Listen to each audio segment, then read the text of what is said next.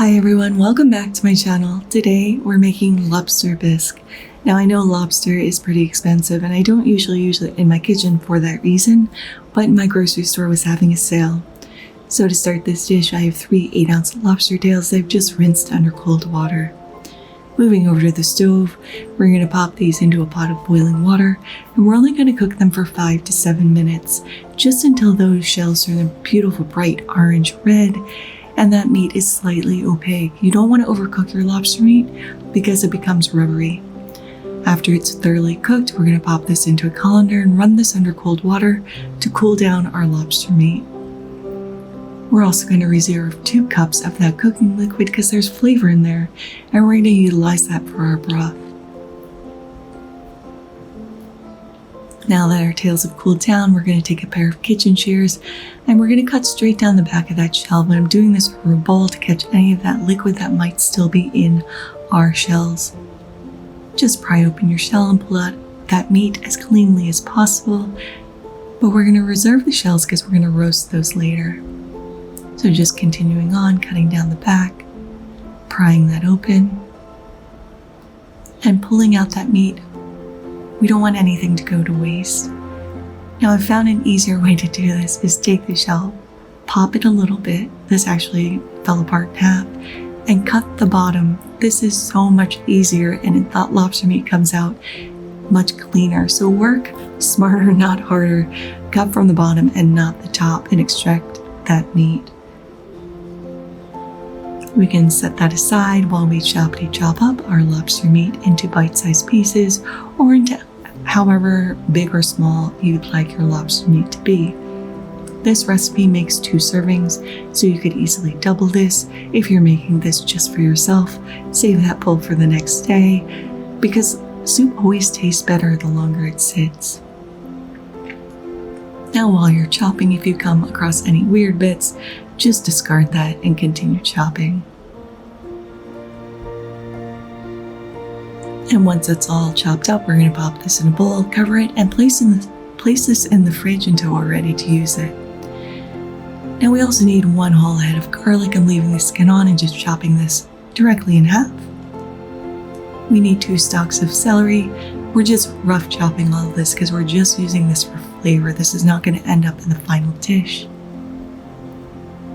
We also need 1 large onion. Again, roughly chopping. This doesn't need to be uniform.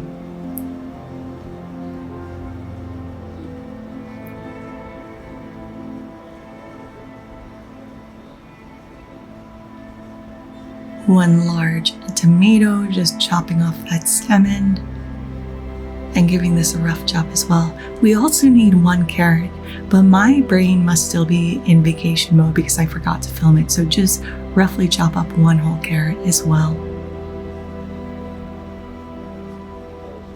Now that all our veg is prepped, we can move over to the stove. So in a heavy bottom saucepan, I'm adding 2 tablespoons of olive oil, picking out all of the shells, reserving that liquid. And this is over medium-high heat. We're going to add in our garlic, that aforementioned carrot that I forgot to film, and the rest of our vegetables. A half teaspoon of peppercorns, 2 bay leaves, and 4 sprigs of fresh thyme. And we're going to let this cook and roast for about 10 minutes. We want to extract as much flavor as possible out of all of these ingredients.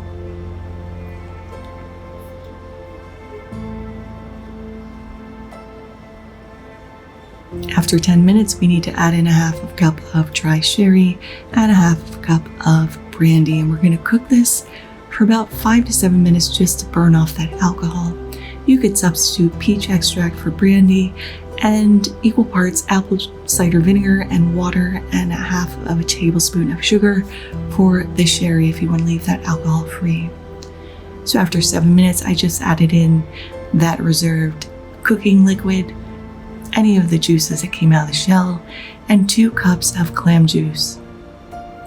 We're going to bring this up to a boil and let this simmer, lower it and let this simmer for another 10 minutes.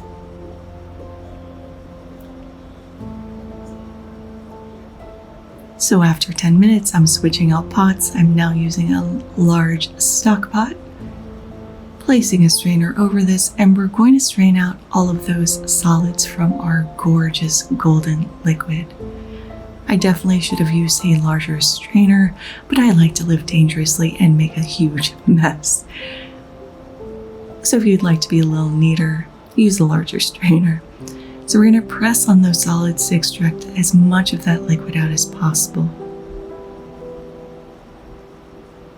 And continue to do this until we've extracted as much of that broth out as possible.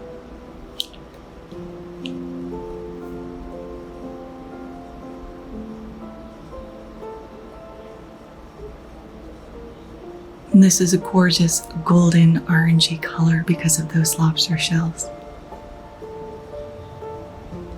Now we're going to add in 1/4 cup of tomato paste, stir that around until it's completely dissolved. And we're going to let this simmer for about 5 minutes, removing an escape artist piece of onion that fell in. Just stir this around to make sure that tomato paste is completely dissolved in. After 5 minutes, we're going to add in 1/2 cup of heavy cream. And now this color is reminiscent of Lobster Bisque. Now we haven't seasoned this at all, so we're going to give this a taste and season accordingly. I'm adding in 2 teaspoons of kosher salt and 1 teaspoon of freshly ground black pepper. Giving this a little stir, and we're going to let this cook for another 5 minutes. I did give this another taste. It needed more salt, so I'm adding in another 1/2 teaspoon of kosher salt. So now we're adding in a slurry. This is just 1 tablespoon of cornstarch and 1 tablespoon of water. And this is going to thicken up our bisque broth. I'm going to let that simmer for another 2 minutes, giving this one more final taste, and adding in another pinch of kosher salt and another little grind of freshly ground black pepper. At this point, we can introduce our lobster meat in, and we're just going to let this cook until that meat is heated through. This is already cooked. We don't want to overcook it. Now to plate, I bought these beautiful bowls that I wanted to use specifically for this dish. Just ladling in a healthy portion. Next time, I would definitely add more cornstarch because they should be a little thicker. But it really is all about the flavor, so let's give this a taste.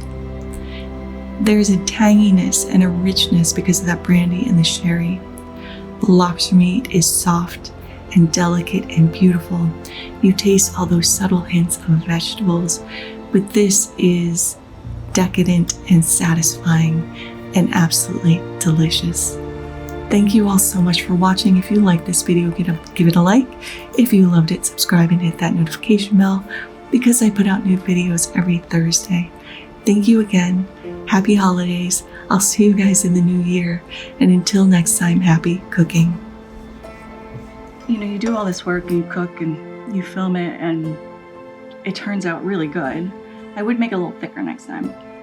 But then by the time you've cooked everything, you're not hungry anymore. So this is going to my partner, who already has a bowl, but now he gets the second one.